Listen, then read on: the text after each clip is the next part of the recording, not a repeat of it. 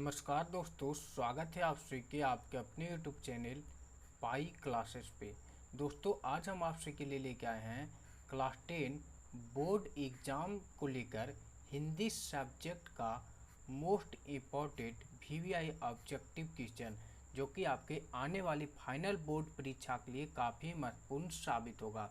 तो अगर आप इस वर्ष बोर्ड परीक्षा देने वाले हैं तो इस वीडियो को बिना स्किप किए हुए एक बार शुरू से अंत तक देखिएगा, क्योंकि इस वीडियो में हम जो भी ऑब्जेक्टिव क्वेश्चन लेके आए हैं उस सभी आपके बोर्ड परीक्षा के लिए गेस किया गया प्रश्न है, यानी बोर्ड परीक्षा में पूछने की 100% गारंटी है। ठीक है, इसमें से प्रश्न आपके आएंगे, काहे न दो ही प्रश्न आए, लेकिन इसमें से प्रश्न आपके बोर्ड परीक्षा में पूछे जाएंगे। तो वीडियो सोच सकते हैं कितना इंपॉर्टेंट आज का होने वाला है, इसलिए वीडियो को एक बार शुरू से अंत तक देखिएगा। और अगर अभी तक इस वीडियो को लाइक नहीं किए तो लाइक करके अपने सभी दोस्तों के पास शेयर कर दीजिएगा, और चैनल पे पहली बार आए तो चैनल को सब्सक्राइब करके साथ में बेल आइकन को प्रेस करना ना भूलिएगा, ताकि आगे से आने वाली हर एक वीडियो का नोटिफिकेशन सबसे पहले आपको मिले।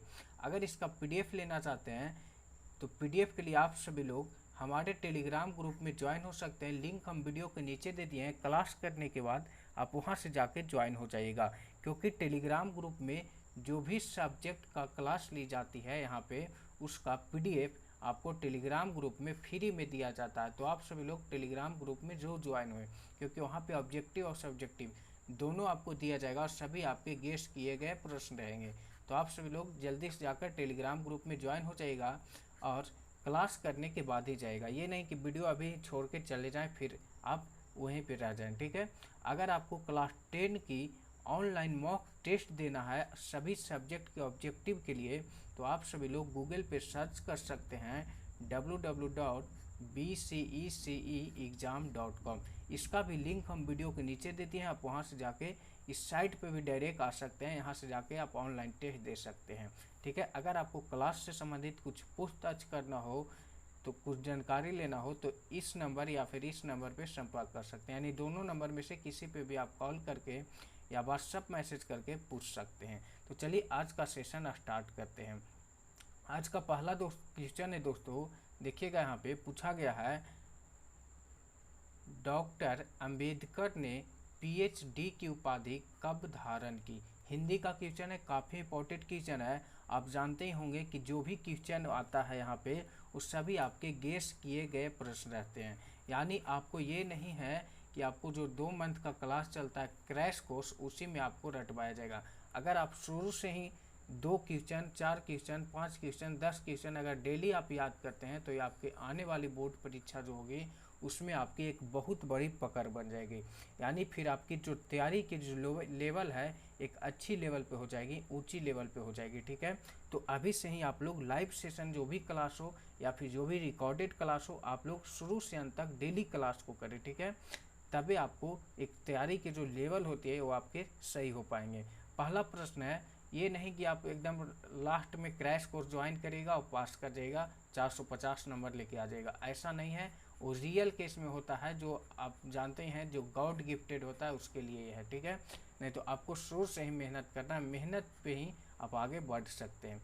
देखिए यहाँ पे पहला प्रश्न है, डॉक्टर अंबेडकर ने पीएचडी की उपाधि कब धारण की थी।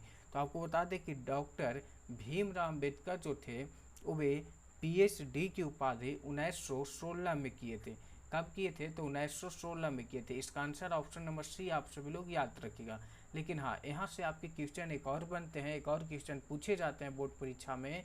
पूछ दिया जाता है कि डॉक्टर अंबेडकर यानी डॉक्टर भीमराव अंबेडकर ने पीएचडी की उपाधि 1916 में किस यूनिवर्सिटी से किए थे या कहाँ से किए थे।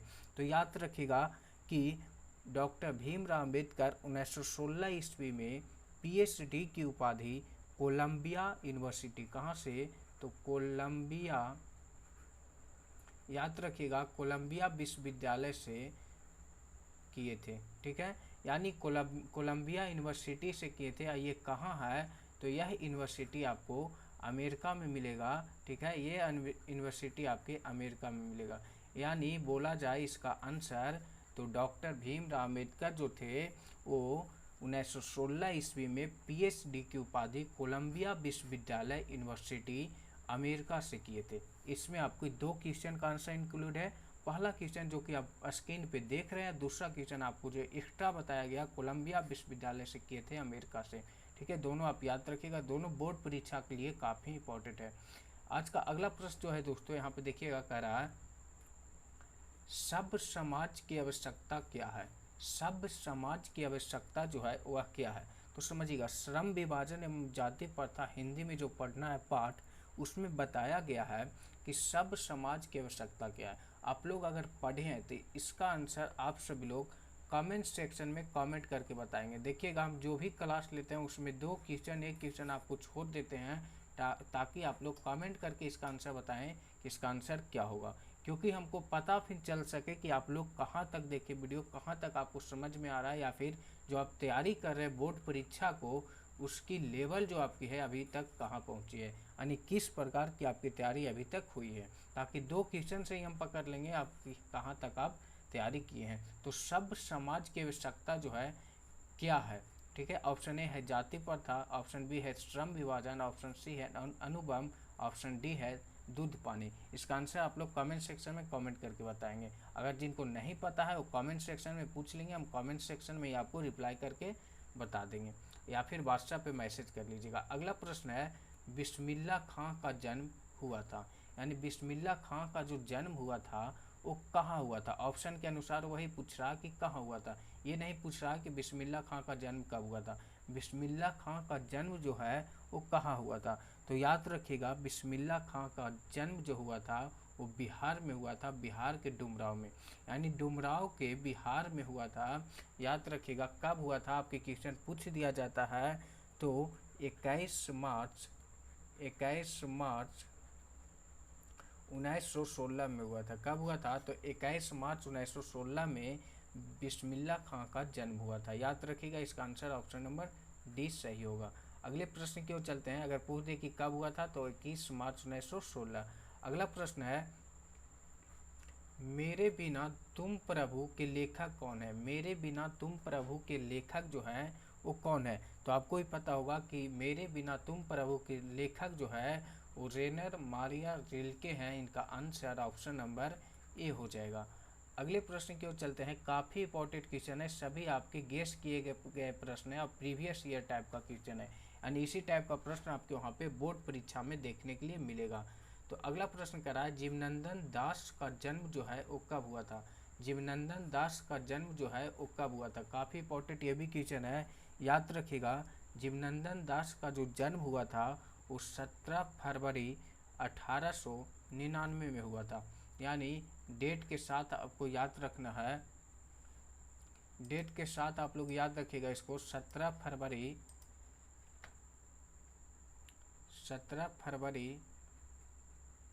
1899 में, ठीक है। 17 फरवरी 1899 में इनका जन्म हुआ था जीवनंदन दास को। कहाँ हुआ था, तो बांग्लादेश में, बांग्लादेश में हुआ था, ठीक है। इनका जन्म बांग्लादेश में हुआ था। जीवनंदन दास का जन्म 17 फरवरी 1899 में बांग्लादेश में हुआ था। इसका आंसर ऑप्शन नंबर सी हो जाएगा। अगले प्रश्न की ओर चलते हैं। अगला प्रश्न यहाँ पे देखिएगा, कह रहा है कविता में घास से किसका बोध कराया गया है। अब समझिए यहाँ पे कि इसको आंसर कैसे देंगे। अब डायरेक्ट यहाँ पे पूछ दिया बाबू कि कविता में घास से किसका बोध हो रहा है, तो कविता कौन कविता में, यहाँ पे ये तो नहीं लिखा गया है, लेकिन आप यहाँ पे जब देखिएगा बोर्ड परीक्षा में तो यहाँ पे डिनोट रहेगा, ठीक है। ये नहीं कि डायरेक्ट ऐसे पूछ देगा। अगर ऐसे पूछ भी देता है तो आप देखिएगा 10 क्लास में एक गोधुली बुक जब उठाइएगा तो वहाँ पे चैप्टर 10, यानी हाँ चैप्टर 10 में अगर आप देखिएगा यहाँ पे पार्ट 10 में, तो यहाँ पे एक चैप्टर पढ़ना है अक्षर ज्ञान। क्या पढ़ना है, तो अक्षर ज्ञान पढ़ना है। इसमें आपको बताया गया है, क्या बताया गया है कि घा जो है किसको बोध करवाता है, इस चैप्टर में आपको पढ़ना है। अब कहाँ से उठा के प्रश्न ये दे दिया है आप समझ सकते हैं। तो अगर शुरू से ही तैयारी करते हैं, एक एक पॉइंट आपके इधर आ जाएंगे एग्जाम में, तभी आपके एक अच्छा मार्क्स आ जाएगी। ये नहीं कि डायरेक्ट आपके घर भर जाता है, एक एक बूंद से आपके घर भरेंगे, ठीक है। तो शुरू से ही आप लोग तैयारी करिए, कोई दिक्कत नहीं है। लाइव सेशन स्टार्ट होने वाला है, बस आप लोग की ज़रूरत है, आप लोग सपोर्ट करिए, जितना हो सके शेयर करें।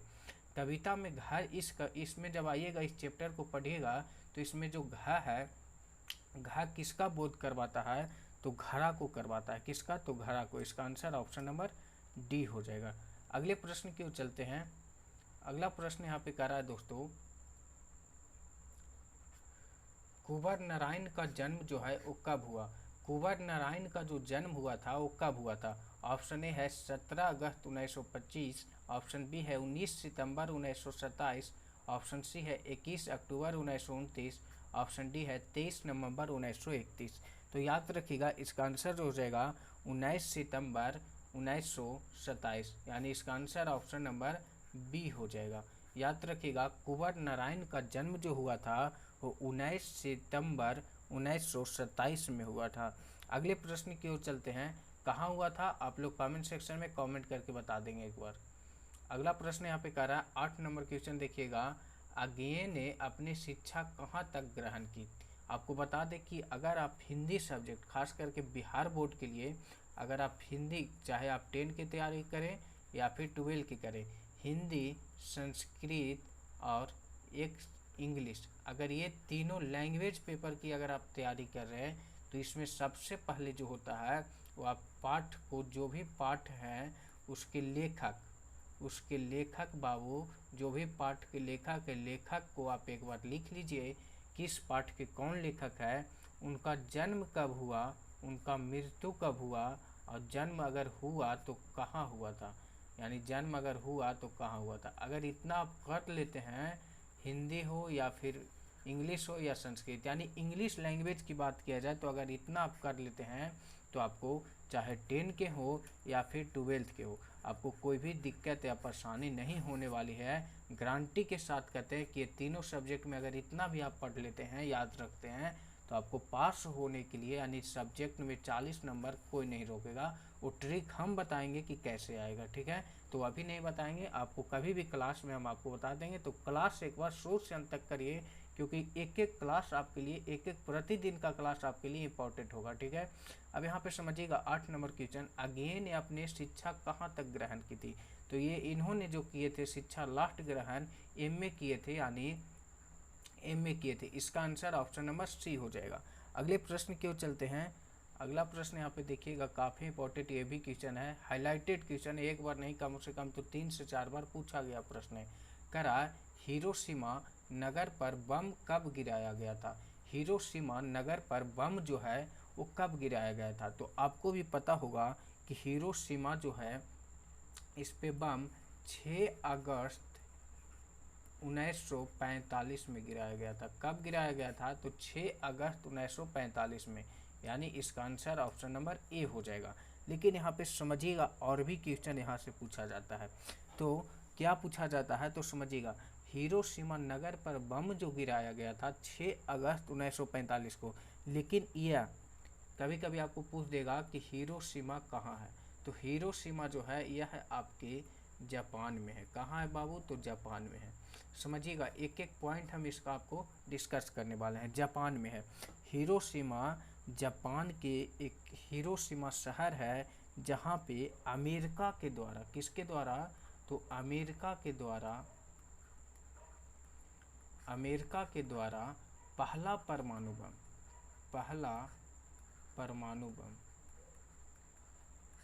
परमाणु बम जो है किस पे हमला किए थे? तो हिरोशिमा पे किए थे। यानी अमेरिका ने पहला परमाणु बम हिरोशिमा, जापान के हिरोशिमा पे हमला किए थे, जहाँ की यहाँ पे कम से कम तो 1.5 लाख, ऐसा बताया जाता है कि 1.5 लाख से अधिक लोग डेट कर गए, यानी मारे गए, और बाकी जो भी लगभग वहाँ पे बचे वो सभी आपके अब अपंगज यानी विकलांग मिलेंगे आपको वहाँ पे, ठीक है? आप सोच सकते हैं कितना बड़ा ये घटना हुआ था। इसी के एक बार और यहाँ पे पूछा जाता है प्रश्न, इसी के उपरांत में 3 दिन बाद, इसी के उपरांत में बाबू 3 दिन बाद अगर फिर बात किया जाए तो यहाँ पे फिर एक बम गिराया गया, जो कि जापान में ही कहाँ? तो जापान के, देखिएगा, जापान के दूसरा जो बम गिरा था वो जापान के नागासाकी पे। कहाँ गिरा था? तो जापान के नागासाकी शहर पे। आप लोग नाम सुने ही होंगे, नागासाकी। यहाँ पे दूसरा परमाणु बम अमेरिका के द्वारा ही गिराया गया। यानी हिरोशिमा पे हिरोशिमा पे पहला परमाणु बम गिरा और नागासाकी पे दूसरा परमाणु बम, और दोनों जो है ये आपके जापान में मिलेंगे। कहाँ मिलेंगे? तो ये दोनों आपके जापान में है। ठीक है, आप सोच सकते हैं ये घटना कब का है, तो 6 अगस्त 1945 का है। किसके द्वारा करवाया गया था? तो अमेरिका के द्वारा। ये भी पूछा जाता है, ठीक है, याद रखिएगा। अगले प्रश्न क्यों चलते, ये आपके एसएसटी में भी पढ़ना है। अगला प्रश्न यहाँ पे देखिएगा, कह रहा है सास बहू में झगड़ा क्यों हुआ था? सास बहू में जो झगड़ा हुआ था वो क्यों हुआ था? तो बच्चे को पीटने के लिए। बिल्कुल सही आंसर, इसका आंसर ऑप्शन नंबर ए मिल गया, ऑप्शन नंबर ए में ही, तो इसका आंसर ऑप्शन नंबर ए होगा। क्यों मारा गया, अब यहाँ पे समझिएगा, सास बहू में झगड़ा जो है क्यों होता है। अभी भी देखिएगा गांव देहात में, अगर जिनके भी दादी होंगे और जिनकी माँ होंगे, ठीक है, ये दोनों में अगर झगड़ा होती है, आम तौर पे अब तो रियल केस में होता है, हालांकि गांव में अभी भी है, तो देखिएगा दादी और माँ में जो झगड़ा होता है, ये दोनों के बीच में जो झगड़ा होगा, ये आपके पोता यानी दादी के जो पोता हुए या फिर पोती हुए उनको लेके होती है। यानी जैसे कि आपके मम्मी और दादी में जो झगड़ा होगा आपको लेकर होगा। अगर आपके माँ आपको पीटेंगे तो जाहिर सी बात है कि दादी को थोड़ा सा मुँह माया लगता है, इसलिए झगड़ा हो ही जाता है। तो इसी को लेकर यानी बच्चे को पीटने के लिए झगड़ा हुआ था सास और बहू में। ठीक है, इसको आपको हम ये इसलिए बताएं ताकि आपको याद रहे इसका आंसर। ठीक है, क्योंकि आप लोग गांव देहात से हैं, जो शहर से हैं वो भी ये समझते होंगे। आपके लैंग्वेज में अगर हम पढ़ाते हैं तो आपको समझ में बिल्कुल आएगा। अगर नहीं आता है तो आप कमेंट सेक्शन में पूछ सकते हैं कि किस प्रकार से आपको आएगा, ताकि हम उसी प्रकार के लैंग्वेज में आपको समझाने के प्रयास करेंगे।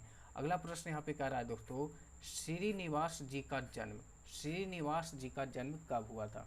अब यहाँ पे आप एक बार गेस किए होंगे इसी क्लास में। देखिएगा जो भी ऑब्जेक्टिव क्वेश्चन हम डिस्कस किए, इसमें अधिकांश आपको किसका लेखक कौन है, इनका जन्म कब हुआ, कहाँ हुआ, इनका मृत्यु अभी लगता नहीं आया, लेकिन वो भी आपके लिए इम्पोर्टेंट है। तो इतना अगर आप याद कर लेते हैं, चाहे इंग्लिश हो या फिर हिंदी हो या फिर संस्कृत हो, अगर इतना याद कर लेते हैं तो आपका मार्क्स अच्छा आ जाएगा, यानी आराम से 40 के अप्रॉक्स में आ जाएगा। तो इतना आप याद रखिएगा और क्लास रेगुलर करिएगा, तब ये नहीं कि आप इतना याद कर लिए आ जाएगा। ठीक है, तो श्रीनिवास जी का जन्म जो है वो कब हुआ था? तो श्रीनिवास जी का जन्म जो हुआ था वो आपके, तो इनका जन्म जो हुआ था वो अप्रॉक्स में कहीं कहीं इसमें देखिए हमेशा डाउट रहते हैं। इसका जन्म जो इनका हुआ था वो 22 दिसंबर 1887 में शायद हुआ था। ठीक है, लेकिन यहाँ पे ऑप्शन में नहीं दिया गया है। एक बार आप लोग कमेंट सेक्शन में इसका आंसर बताएंगे कि इसका आंसर क्या होगा। ठीक है, उसके बाद हम अगले सेशन में इसको डिस्कस कर देंगे। हाँ, लेकिन ये है कि श्रीनिवास जी का जन्म जो हुआ था वो कहाँ हुआ था? तो तमिलनाडु में हुआ था, तमिलनाडु में हुआ था। लेकिन इनका जन्म जो है अप्रॉक्स में 22 दिसंबर 1887 में हुआ था। लेकिन ऑप्शन यहाँ पे देख लेंगे एक बार। अगले प्रश्न की ओर चलते हैं। अगला प्रश्न यहाँ पे है, ढहते विश्वास कहानी का कहानीकार कौन है? ढहते विश्वास कहानी का कहानीकारक कौन है? तो इसका जो आंसर हो जाएगा वो ऑप्शन नंबर सी हो जाएगा, सात कोरी होता। यानी ढहते विश्वास कहानी का कहानीकारक कौन है? तो सात कोरी होता, ऑप्शन नंबर सी। अगले प्रश्न का रहा है, अगला प्रश्न यहाँ पे है, लक्ष्मी के कितने लड़के थे? तो लक्ष्मी के एक लड़के थे। कितने? तो लक्ष्मी के एक लड़के थे। इसका आंसर ऑप्शन नंबर ए हो जाएगा। वो लक्ष्मी नहीं जिनके 18 लड़के थे। यहाँ पे ऑप्शन हो जाएगा लक्ष्मी के कितने लड़के थे, तो आंसर इसका हो जाएगा ऑप्शन नंबर ए, यानी एक लड़के थे। अगले प्रश्न की ओर चलते हैं। अगला प्रश्न यहाँ पे देखिएगा, बहुत ही फेवरेट क्वेश्चन है बिहार बोर्ड का, कि पपाती को क्या हुआ था? पपाती को क्या हुआ था? तो पपाती को बाबू बुखार लग गया था। इसका सटीक आंसर ऑप्शन नंबर ए होगा। सभी के मुँह जबानी याद होगा कि पपाती को क्या हुआ था। लेकिन यहाँ से एक और भी क्वेश्चन पूछा जाता है जो कि बिहार बोर्ड के लिए खास करके फेवरेट माना जाता है। यानी इसमें एक और क्वेश्चन आपको मिलेगा कि पपाती का जो जन्म, यानी यहाँ से पूछ दिया जाता है, बहुत ही फेवरेट क्वेश्चन है बिहार बोर्ड का, कि पपाती का उम्र क्या थी? ऑप्शन दे देगा 10, 11, 12, 13 वर्ष। तो इसका फेवरेट क्वेश्चन है बिहार बोर्ड का, तो इसका आंसर ऑप्शन नंबर सी हो जाता है 12 वर्ष। यानी पपाती की उम्र क्या थी, तो 12 वर्ष थी। बहुत ही इंपॉर्टेंट क्वेश्चन है, एक बार नहीं कम से कम तो इसको 5 से 6 बार बिहार बोर्ड पूछा है, ठीक है। ये नहीं कह सकते हैं कि आपकी नहीं पूछेगा, आपकी भी पूछ सकता है, ठीक है। तो ये सब क्वेश्चन आपको हाईलाइटेड क्वेश्चन है, याद रखना है। पपाती को क्या हुआ था, तो बुखार लगा था। इनका उम्र जो था वो 12 वर्ष था। अगले प्रश्न की ओर चलते हैं। अगला प्रश्न यहाँ पे है, कह रहा है नेता लोगों के द्वारा किसके विरोध जुलूस निकाला गया था। नेता लोगों के द्वारा किसके विरोध जुलूस निकाला गया था। ऑप्शन ए है महंगाई के विरुद्ध, ऑप्शन बी है भाषा के विरुद्ध, ऑप्शन सी है चुनाव के विरुद्ध, ऑप्शन डी है भ्रष्टाचार के विरुद्ध। तो इसका सटीक जो आंसर हो जाएगा दोस्तों, हो जाएगा ऑप्शन नंबर ए महंगाई के विरुद्ध। किसके विरुद्ध, तो महंगाई के विरुद्ध। यानी नेता लोगों के द्वारा जो विरोध जुलूस निकाला गया था वह महंगाई के विरुद्ध, यानी महंगाई को लेकर जुलूस निकाला गया था। महंगाई को बढ़ते, यानी जो महंगा हो रहा था कोई भी चीज़, उसको देखते हुए नेता लोगों के द्वारा उसके विरोध में जुलूस निकाला गया था। इसका सटीक आंसर आप लोग याद रखिएगा, ऑप्शन नंबर ए। तो दोस्तों आज का जो सेशन था इसमें टोटल हम 15 ऑब्जेक्टिव क्वेश्चन लेके आए थे, जो कि आपके फाइनल बोर्ड परीक्षा के लिए काफ़ी महत्वपूर्ण साबित होगा। इसमें से क्वेश्चन आपके 3 से 4 क्वेश्चन ऐसे हैं जो कि काफ़ी ही हाईलाइटेड क्वेश्चन पूछेगा तो पूछेगा। इसलिए एक बार इसे शेयर करके, लाइक करके अपने सभी दोस्तों के पास शेयर कर दीजिएगा। जो चैनल पे पहली बार आए हैं, चैनल को सब्सक्राइब करके साथ में बेल आइकन को प्रेस करना ना भूलिएगा, ताकि आगे से आने वाली हर एक वीडियो का नोटिफिकेशन सबसे पहले आपको मिले। तो चलिए आज का सेशन यहीं तक रखते हैं। जल्द ही आप सभी का लाइव सेशन स्टार्ट होने वाला है, तो आप लोग जितना हो सके अपने दोस्तों को इन्फॉर्म करें, क्योंकि क्लास 10 एंड 12 के लिए बेहतरीन तैयारी यहाँ पे करवाई जाती है। तो चलिए आज का सेशन यहीं तक, फिर मिलते हैं अगले सेशन में। तब तक के जय हिंद, जय भारत।